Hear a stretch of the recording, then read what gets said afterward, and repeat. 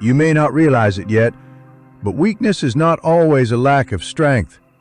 Sometimes weakness is the refusal to confront what makes you uncomfortable, to face what frightens you, to admit what you already know but don't want to acknowledge. Weakness doesn't always look like failure. It can hide in the disguise of perfectionism, in the illusion of kindness, in the habit of always taking the safe road. It can be in the lies you tell yourself, the ones that say, "I'm not ready, I don't have time, I just want peace." But Friedrich Nietzsche had no interest in such illusions. He was not a comforting thinker. He was not a philosopher of convenience. He stripped away the polite fictions we tell ourselves and demanded a confrontation with the rawest parts of being human. The parts that tremble, the parts that rage, the parts that long, and the parts that are afraid to long too much. If you feel stuck, it's not because you're broken. It's because you've made peace with too many things that dishonor you. You've normalized avoidance. You've spiritualized passivity. You've labeled fear as intuition, when really, it's self-preservation dressed up as wisdom. And Nietzsche would say, "This is your weakness." He wouldn't scold you, he wouldn't shame you, but he would shine a harsh light, not to humiliate you, but to free you. Because weakness, in his view, isn't just physical, it's spiritual, moral, existential.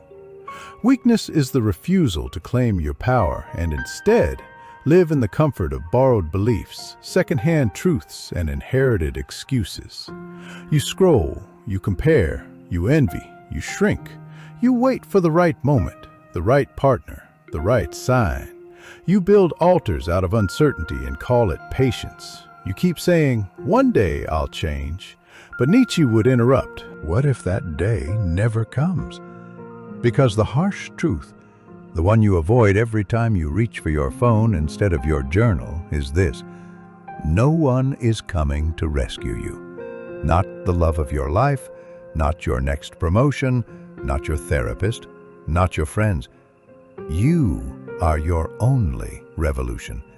And the longer you delay the war within, the more of your life you surrender to shadows.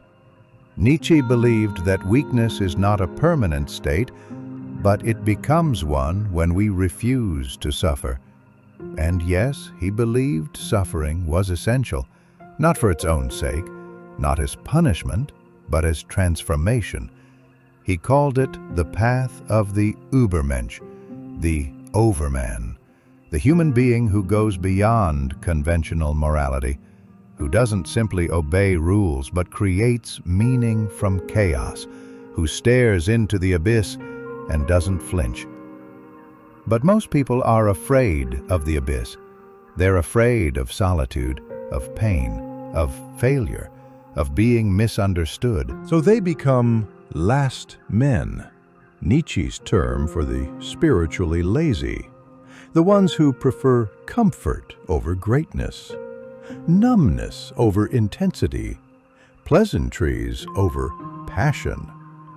And the terrifying thing is, society rewards the last men. They are well-behaved. They don't challenge the status quo. They smile when they're supposed to. They say the right things. But inside, they are hollow, not because they're evil, but because they have buried their fire. Nietzsche's message wasn't for everyone. It was for those who feel the stirrings of something deeper, the ones who are tired of pretending, the ones who secretly know, I am made for more, but I'm afraid of what it will cost me. If that's you, this message is yours. You feel weak not because you are unworthy, but because you are disconnected from your will to power, as Nietzsche called it, the inner force that does not seek approval but actualization, the part of you that doesn't care about applause, only truth. But truth is heavy. It isolates. It offends. It demands that you stand alone, at least for a time. And most people can't bear that. So they trade truth for acceptance. They become likable. palatable, predictable. And in doing so, they become strangers to themselves.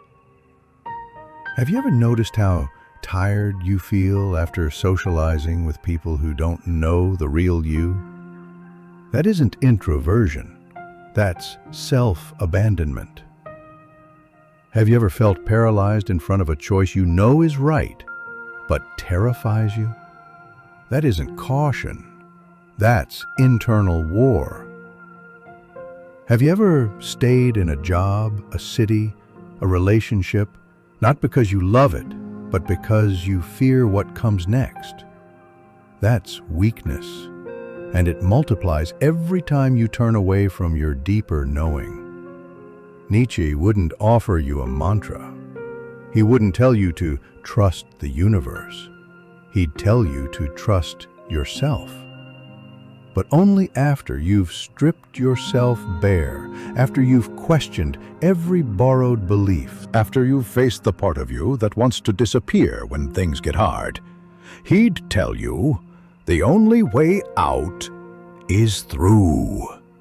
Through the discomfort, through the loss, through the death of the old self. You want rebirth without the burial. But that's not how transformation works. To become strong, you must become honest. Ruthlessly, intimately honest. What are you pretending not to know? What part of your life have you outgrown, but still cling to? Whose voice are you still trying to please? Nietzsche's version of strength isn't bravado. It's not about domination or control. It's about becoming. Becoming someone who doesn't rely on external validation. Someone who creates values instead of borrowing them. Someone who would rather be rejected for their truth than accepted for their mask. That kind of strength doesn't come from affirmations.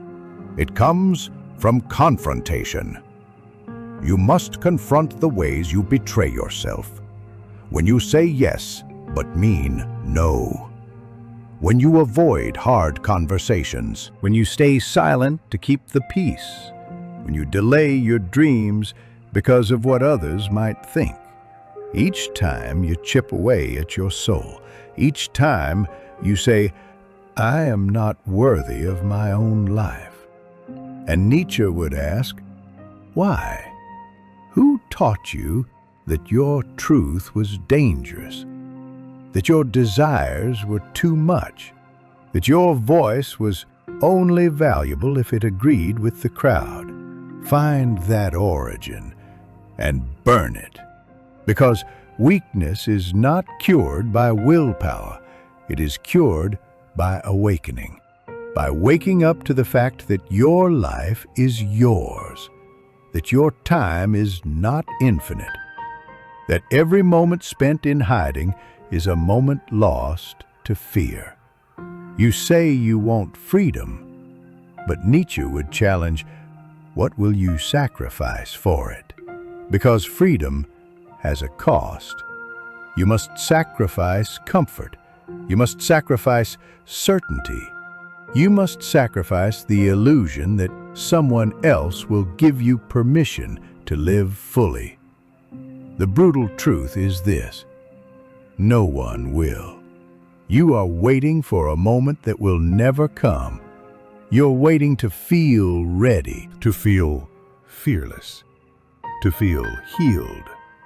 But readiness is a myth. Fearlessness is a lie. Healing is a process, not a prerequisite. Strength isn't the absence of fear. It's the decision to act in spite of it. It's the willingness to be seen, even when you're shaking. It's the choice to speak, even when your voice trembles. It's the courage to let go of what's safe for what's true. Nietzsche once said, "No price is too high to pay for the privilege of owning yourself." So the question becomes, will you pay it? Or will you continue to hide behind reasons routines, and rehearsed personas. If you're tired of feeling weak, don't look for motivation, look for honesty. Because deep down, you already know what needs to be done. You already know what's killing your spirit. You already know what you've settled for. You already know what you're capable of, and how far from it you are living.